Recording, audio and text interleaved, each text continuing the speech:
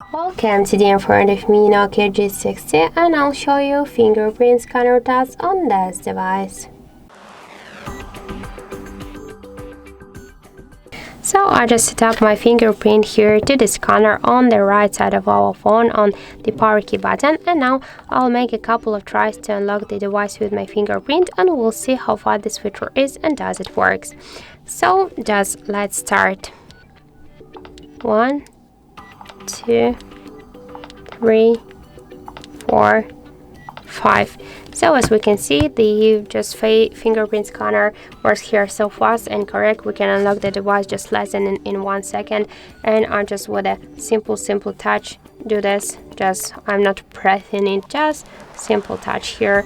So I just suggest you to try this unlock method, but don't forget that the fingerprint is less secure than the pin code or passcode unlock methods. So that's it. Thank you for watching, and if you find this video helpful, don't forget to leave a like, comment and to subscribe our channel.